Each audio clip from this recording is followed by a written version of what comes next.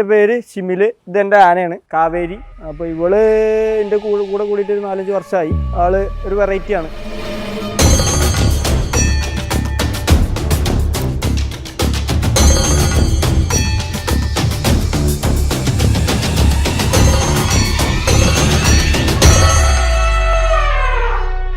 കേരളത്തിലെ മറ്റ് ആനകൾക്കില്ലാത്ത ഒരുപാട് പ്രത്യേകതകൾ നമ്മുടെ കാവേരിക്കുണ്ട്. പല വീഡിയോസിലൂടെ ഞങ്ങളത് കണ്ടിട്ടുണ്ട്. അപ്പം ശരിക്കും എന്തൊക്കെ പ്രത്യേകതകളാണ് കാവേരിക്കുള്ളത്? ഇവളെ പ്രത്യേകത എന്ന് പറഞ്ഞാൽ ചെങ്ങല തീരെ ഉപയോഗിക്കാത്തൊരു ആന. എന്ത് കാര്യവും പെട്ടെന്ന് മനസ്സിലാക്കിയിടും. ഒറ്റവട്ടം നമ്മൾ കാണിച്ചു കൊടുത്താൽ മതി. അപ്പോൾ ഞാൻ ആനനെ പഠിക്കുന്നതിന് മുമ്പ് ആന എന്നെ പഠിച്ചു കഴിഞ്ഞു. അപ്പോൾ വന്ന ഒരു 2-3 ദിവസം ആനക്ക് നമ്മളെ ഭാഷ മനസ്സിലാത്ത പ്രശ്നമുള്ളായിരുന്നു. പിന്നെ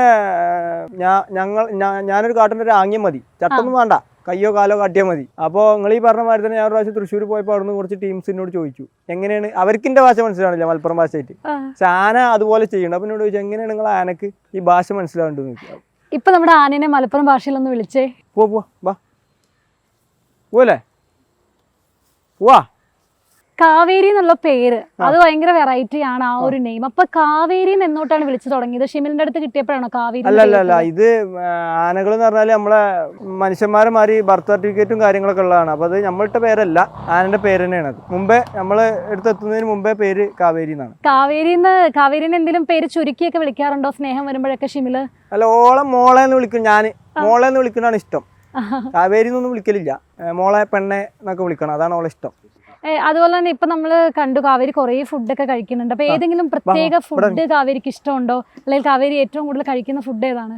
ഓക്ക് ഇഷ്ടമുള്ള ഫുഡ് എന്ന് പറയാൻ പറഞ്ഞില്ല, ചോക്കോബാറാണ് വലിയ ഇഷ്ടം. പിന്നെ ഈ പറഞ്ഞ മാതിരി മേഞ്ഞ് നടക്കണം, ആകെ കറങ്ങി നടക്കണം, അതാണ് ഓളെ മെയിൻ ഹോബി. അപ്പോൾ വലിയൊരു വിഷയം എന്താ വെച്ചാൽ ഈ കറക്കം മുടങ്ങിയ ആള് പല പ്രശ്നങ്ങളും ഉണ്ടാക്കും. ഞാൻ ഇവിടെ നാട്ടിലില്ലെങ്കിൽ 2 ദിവസം എനിക്കൊരു ദിവസം ലീവ് എടുക്കാൻ പറ്റുള്ളൂ.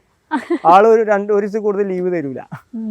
അപ്പോൾ ഞാൻ നാട്ടിലില്ലെങ്കിൽ കുറെ പ്രശ്നങ്ങൾ ആന ഉണ്ടാക്കിയിട്ടുണ്ട്. ഇപ്പൊ വയലന്റ് ആയ ഒരു ആനയാണെന്നും കൂടി പറയുന്നുണ്ട്. അപ്പൊ എന്തൊക്കെ രീതിയിലാണ് ഇപ്പം ദേഷ്യം വന്ന കാവേരി എങ്ങനെയൊക്കെയാണ് റിയാക്ട് ചെയ്യുന്നത്? ദേഷ്യം വന്നാല് പിന്നെ ആള് അവിടെ വേൾപ്പിച്ചിട്ട് നിർത്തുള്ളൂ. എന്തെങ്കിലും പ്രശ്നങ്ങൾ ആന തുടങ്ങി കഴിഞ്ഞാൽ പിന്നെ അടിയും കുത്തൊന്നും ഇതിന് പേടിയില്ല. അങ്ങനെ പിടിച്ച് നിർത്താനൊന്നും വിചാരിക്കണ്ട. ആന ഒരൊറ്റ പോക്കില് 5-6 ഗേറ്റ്, ഒരു ലോറി, ഒരു കാറൊക്കെ ശരിയാക്കി ഈ നാട്ടിൽ തന്നെ. അതന്ന് ഞാനും അവളും പഠിക്കേണ്ടതിന് മുമ്പാണ്. അതിനുശേഷം എങ്ങനെയാണ് ഇണക്കിയെടുത്തത്? കാരണം അന്ന് നമുക്കറിയാം അന്ന് നമുക്കറിയില്ലല്ലോ ആനക്ക് ഇന്ന കാര്യങ്ങളാണ്. പിന്നെ ആൾ ഇനിയും പഠിച്ചു, ഞാൻ ആളും പഠിച്ചു. ആള് വിഷയം എന്താ വെച്ചാല് നമ്മള് ആളടിയിൽ അടിക്കരുത്, അതുപോലെ ആൾക്കാരുടെ ഇടയിൽ ഇരിക്കാൻ പറയരുത്. പിന്നെ അതുപോലെ ഷോ പരിപാടിയൊന്നും നടക്കൂല.